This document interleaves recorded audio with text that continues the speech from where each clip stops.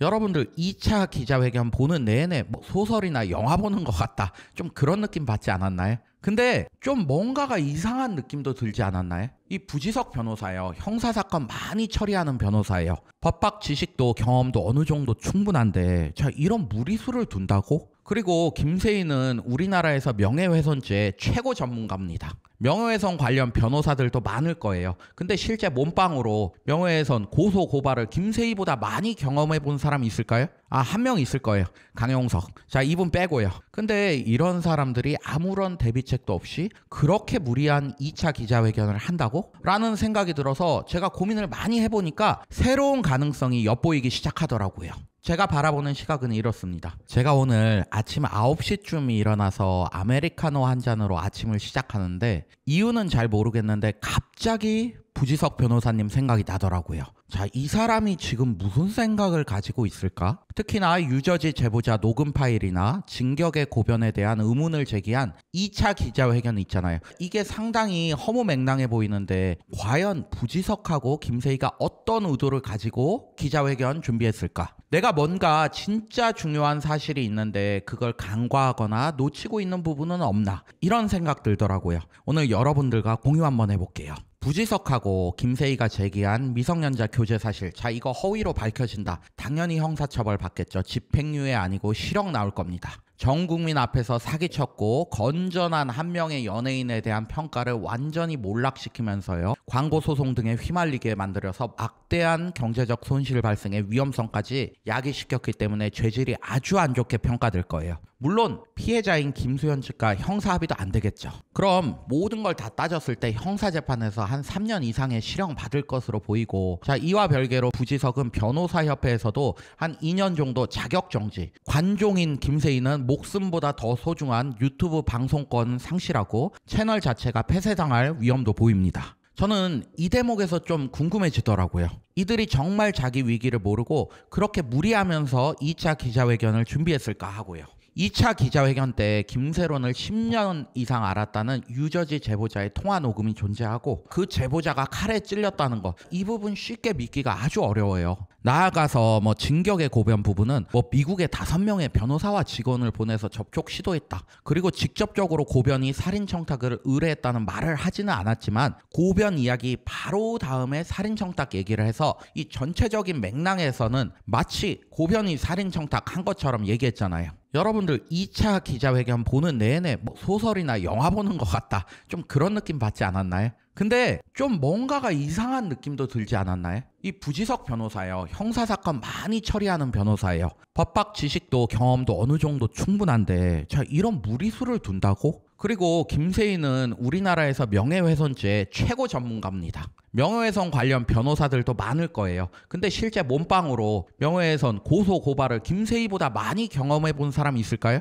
한 명 있을 거예요. 강용석. 자, 이분 빼고요. 김세희는 과거 MBC 기자하면서요, 인터뷰 조작 5건 해서 잘린 것으로 알고 있습니다. 자, 이후에도 너무 많은 명예훼손 사건에 휩쓸렸어요. 그냥 명예훼손의 산 증인이에요. 안 그럽니까? 근데 이런 사람들이 아무런 대비책도 없이 그렇게 무리한 2차 기자회견을 한다고? 라는 생각이 들어서 제가 고민을 많이 해보니까 새로운 가능성이 엿보이기 시작하더라고요. 제가 바라보는 시각은 이렇습니다. 이들이 작은 틀에서 허위사실 명예훼손죄를 인정받을 염려가 있어도 이 큰 틀에서는 허위사실 명예훼손죄를 피해갈 수 있는 확실한 카드를 가졌기 때문에 무리하게 2차 기자회견을 하지 않았느냐라는 게 제 생각이에요. 여기서 작은 틀의 명예훼손이라고 하는 것은요, 이들이 개별적으로 주장하는 하나하나의 사실관계입니다. 유저지 제보자가 존재하는지, 그리고 제보자와 실제 통화 녹음이 존재하는지 여부, 또 김수현과 김세론이 나눴다고 하는 특정한 개별 카톡의 진위 여부, 그 밖에 파편적인 주장들, 이런 거예요. 그리고 큰 틀에서의 허위사실 명예훼손은요, 미성년자 시절 교제 여부 그 자체입니다. 자, 쉽게 말하면요, 부지석과 김세희가 미성년자 교제 사실 여부를 증명해낼 수 있는데, 자, 그 과정에서 일부 허위사실을 이야기한 그런 게 됩니다. 이런 경우에는 완전히 다 허위 사실을 얘기한 경우와 다르게 추후 법원의 평가나 변호사협회의 평가, 그리고 유튜브 관리하는 구글의 평가가 완전히 달라질 수가 있습니다. 우선 허위사실 명예훼손죄, 이 범죄 성립 여부와 관련해서 우리 법원은 원칙적으로는요, 작은 틀에서 한마디 한마디 주장이 허위였는지를 기준으로 범죄 성립 여부를 판단하고 있기는 해요. 근데 또 한편으로는요, 큰 틀에서 그것이 허위였는지를 보고 큰 틀에서 진실에 부합하면 큰 틀을 주장하기 위해서 수반되는 개별 주장의 일부 과장이나 허위 사실이 포함되어 있다 하더라도 전체적으로는 진실에 부합하는 것으로 봐주는 경우도 꽤 있습니다. 이번에 논란이 많았던 이재명의 공직선거법 위반죄에서도 대법원 다수 의견이 이와 같아요. 자, 다수 의견은요, 발언의 의미는 개별 단어나 문구를 인위적으로 분절해서 해석할 것이 아니라 발언이 이루어진 당시의 상황과 전체 맥락에서 선거인에게 주는 전체적인 인상을 기준으로 판단해야 한다고 하면서 유죄 취지로 파기환송한 거잖아요. 전체 맥락을 중요시하게 보라는 취지예요. 그래서 만약에 김세희와 부지석이 전체적인 맥락, 즉 미성년자 시절에 만난 부분을 증명해낼 수 있다 그러면 꼭 명예훼손죄가 성립하지 않을 수도 있다라고 볼 여지도 있다는 겁니다. 그리고 이건 범죄 성립 여부뿐만 아니라 형량을 정하는 데 있어서도 지대한 영향을 미칠 수 있습니다. 공익적인 목적을 가진 큰 틀에서의 주장이 진실에 부합하는데 그 과정에서 일부 개별적인 주장이 사실과 부합하지 않는다? 그러면 일부 개별적 사실 주장에 관해서 유죄가 인정된다 하더라도요, 공익적인 목적을 가진 큰 사실을 주장 증명하기 위한 과정에서 부득이하게 불필요하게 발생한 일로 봐서 형량이 대폭 낮아지는 경향도 높습니다. 그래서 부지석 김세희 같은 경우는요, 미성년자 교제 사실 자체가 구라다. 그러면 거의 실형 100%가 될 겁니다. 근데 이게 사실이고요. 다만 미성년자 교제 사실을 증명하기 위한 기자회견에서의 몇몇 개별적이고 파편적인 주장과 증거가 구라였다고 하면요, 죄가 인정된다 해도 벌금형이나 집행유예 등 낮은 처벌로 끝날 수 있고 변호사협회 징계나 유튜브의 강제 처분 같은 것도 피해갈 확률이 아주 높아집니다. 공익적인 사실을 진실로 밝히는데 필요한